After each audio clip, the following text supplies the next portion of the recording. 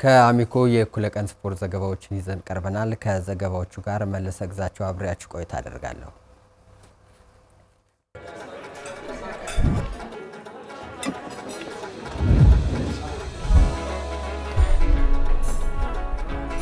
ይቅርታ ወንድሜ፣ እንጀራ ጭማሪ። እሺ ጨምራለሁ። በየአይነት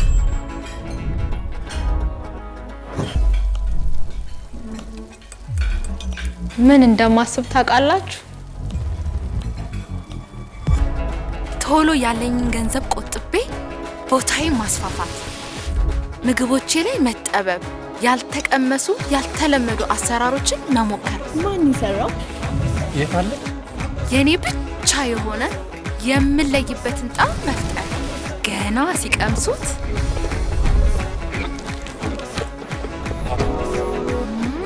ያንን ልዩ ጣዕም ፍለጋ የሚመጡበትን ሬስቶራንት መክፈት፣ በፈጠርኩት ልዩ ጣዕም መታወቅ። እንጀምረው።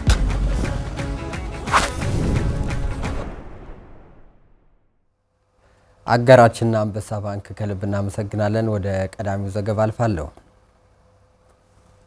በኦሎምፒክና በዓለም ሻምፒዮና ወርቅ ማግኘት ቀጣይ ህልሙ መሆኑን በቡዳፔስት የዓለም ሻምፒዮና ናስ ሜዳሊያ ባለቤቱ አትሌት ልዑል ገብረስላሴ ተናገረ። አትሌቱ ወደ ሩጫው ለመግባት ቀነኒሳ በቀለን አርአያ ማድረጉንም ተናግሯል። ባዘዘው መኮንን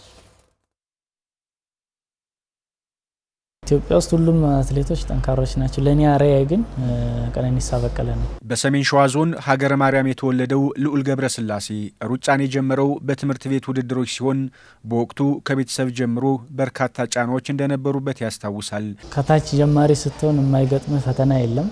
እንደኛ ቤተሰብን ፍቃደኛ አይሆንም። በወቅቱ በጊዜው ትንሽ ለኔ ፈተና ነበረ። ቤተሰብን ማሳመን አለ፣ እናት አባትን ወንድሞችን ማሳመን አለና ያ ትንሽ ፍንጭ እስከማሳይ ድረስ ትንሽ ፈተናዎች ነበሩ። ግን ያው የሆነ ውጤታማ ከሆንኩ በኋላ ሁሉም ያው ወደኔ የማበረታታትና የመደገፍ ባህሪዎች ከዛ በኋላ ነው የታዩት። የቀነኒሳ በቀለ አድናቂ የሆነው አትሌት ልዑል ሩጫን ለመጀመርም አርአያው በኦሎምፒክ የ3 የወርቅ ሜዳሊያዎች ባለቤት የሆነው ቀነኒሳ እንደሆነ ይናገራል። ኢትዮጵያ ውስጥ ሁሉም አትሌቶች ጠንካሮች ናቸው። ለኔ አርአያ ግን ቀነኒሳ በቀለ ነው። አብራችሁ ወጣችኋል? ሁለት ሶስት ጊዜ ሮጠናል። ምን ተሰማ? የተለየ ደስታ ነው የሚሰማ። አሁንም አብረን ነው ትሬኒንግ የምንሰራ፣ አንድ ማናጀር ላይ ነው የምንሰራውና ልጆችን የማበረታታት ያለው ተሰጥኦ ሁሉም እንደሱ ሰው ቢሆን የት በደረሰና እኛን ውድድር ስንሄድ ቁጭ አድርጎ ነው ይመክረን። ይሄ እንደዚህ ብትሄዱ፣ እዚህ ቦታ ብትቀይሩ፣ እንደዚህ ብታረጉ አሸናፊነት ትሆናላችሁ ብሎ በጣም ይመክረኛል። ውጤታማ የሚሆንኩባቸው ውድድሮች አሉ። በዛ አጋጣሚ አትሌት ልዑል ገብረስላሴ በግሉ በ2022 የለንደን ማራቶን ብር ሲያገኝ በ2019 የቫሌንሲያ ማራቶንን የቦታውን ክብረ ወሰን ጭምር በማሻሻል አሸንፏል። የአምስተርዳምና የሮተርዳም ማራቶኖችም አትሌቱ ከተሳተፈባቸው ውጤትም ካመጣባቸው ታላላቅ ውድድሮች መካከል ናቸው። ለአትሌት ልዑል በተለይ የ2022 የለንደን ማራቶን በብዙ ፈተናዎች ውስጥ የተገኘ ክብር ነበር። ትዝ ይለኝ እንደሆነ ያን ጊዜ የኦሪገን ዓለም ዋንጫ ነበረ። ኦሪገን ዓለም ዋንጫ 3 ወር ሆቴል ቆይቼ ነበረ።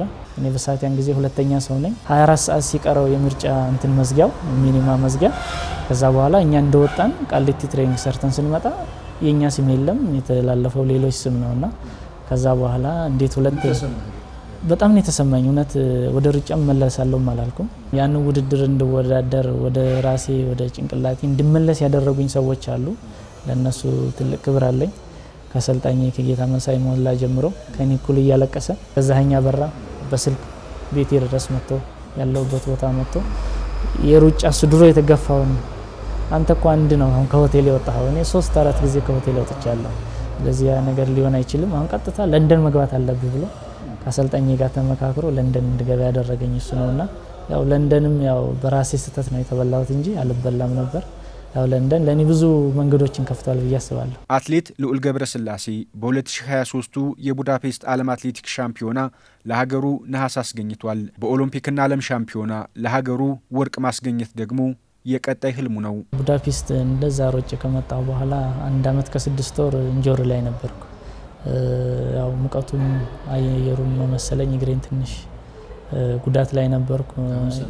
አሁን ተሽሎኛል። አሁን ወደ ትሬኒንግ ተመልሻለሁ። ቀጣይ ያለኝ አላማ እንግዲህ ዓለም ዋንጫዎችም አሉ፣ ኦሎምፒኮችም አሉ። ከፈጣሪ ጋር እንግዲህ ሁለቱም አያልፉኝም ብዬ አስባለሁ። እንግዲህ እግዚአብሔርን ይዘን እንሰራለን። የኢትዮጵያ ባህል ስፖርቶች ፌዴሬሽን ባለፉት 2 ዓመታት የስፖርቶችን ተዘውታሪነት የሚያሳድጉ ሰፊ ስራዎችን መስራቱን አሳውቋል። የባለሙያዎች ስልጠናን ጨምሮ በበርካታ ዓመታዊ ውድድሮች ላይ የተሳትፎ ዕድሎችን መመቻቸቱ የስፖርቱን ተዘውታሪነት አሳድጓል ነው የተባለው። አንተነህ ተስፋዬ። የኢትዮጵያ የባህል ስፖርት ፌዴሬሽን በ1970 ዓ.ም የተቋቋመ ፌዴሬሽን ነው። ፌዴሬሽኑ የሀገሪቱን የባህል ስፖርት ለማሳደግና እንዲተዋወቅ ለማድረግ በሚል መነሻ ሀሳብ ፌዴሬሽኑ ተመስርተዋል። የኢትዮጵያ ባህል ስፖርት ፌዴሬሽን ከተመሰረተ ጀምሮ በየ4 ዓመቱ የፌዴሬሽን ምርጫ ይከናወናል። አዲስ የተመረጠው ፌዴሬሽን 2 ዓመት ሆኖታል ስራውን ማከናወን ከጀመረ። ለመሆኑ በእነዚህ 2 ዓመታት ምን ስራዎችን አከናወነ ስንል የፌዴሬሽኑ ፕሬዚዳንት ጠይቀናል። በህብረተሰቡ ዘንድ ሰፊ ተሳታፊን እያሳተፍን የምንገኘው። ሌላው ደግሞ የውድድርና ስልጠና ሂደቶቻችን በጣም በሰፊው እየሰራና ያለ ነው። በርካታ ባለሙያዎችን እናሰለጥናለን። ፕሮጀክት ትምህርት ቤቶች ላይ ፕሮጀክት ላይ ባህል ስፖርት ገብተዋል። ስልጠናዎች በተለያዩ በአዲስ አበባ፣ ኦሮሚያ፣ በአማራ ክልል በሌሎችም ክልሎች ሰፊ ስልጠናዎች እየተሰጡ ነው። ፌዴሬሽኑ የባህል ስፖርትን ለማሳደግ በተለይም በጥናትና ምርምር የታገዙ ስራዎችን ከዩኒቨርሲቲዎች ጋር በመነጋገር የተለያዩ ስራዎችን እያከናወነ ይገኛል። ዩኒቨርሲቲዎች ላይ ሰፊ ስራዎች እየሰራን ነው በጥናትና ምርምር። እንዲሁም ደግሞ ዩኒቨርሲቲዎች ደግሞ በደንብ ባህል ስፖርት ላይ ትኩረት አድርገው እንዲሰሩ በማድረግ ስልጠናዎችን ዩኒቨርሲቲዎች ላይ እያስፋፋን ነው። ሌላው የጥናትና ምርምር ስራዎችን እየሰራን ነው። እንዲሁም የጥናትና ምርምር ሲምፖዚየም በኢትዮጵያ የመጀመሪያው ማለት ይቻላል ትልቅ የጥናትና ምርምር የባህል ስፖርት ሲምፖዚየም አካሂደን ነበር። የኢትዮጵያ ባህል ስፖርት ፌዴሬሽን ስፖርቱን የበለጠ ተወዳጅ እንዲሆኑ የተለያዩ የውድድር መድረኮችን በማስፋት የተለያዩ የህብረተሰብ ክፍሎችም ተሳታፊዎች እንዲሆኑ እየሰራ ነው። በአሁኑ ሰዓት የባህል ስፖርት በአመት አንድ ጊዜ በፊት የሚደረገውን በአመት በጣም በርካታ ውድድሮችን እያካሄድን ነው። ለሁሉም ክፍት የሆኑ የባህል ስፖርት የውድድር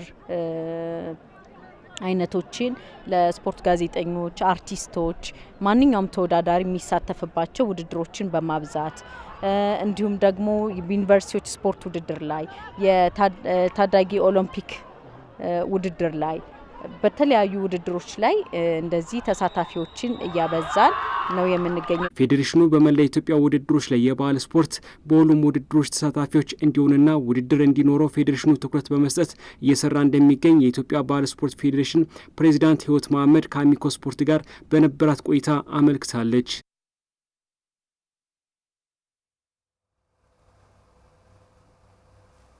በእንግሊዝ ኤፍኤ ዋንጫ ዌስትሃም ብሬንትፎርድን በማሸነፍ ሩብ ፍጻሜ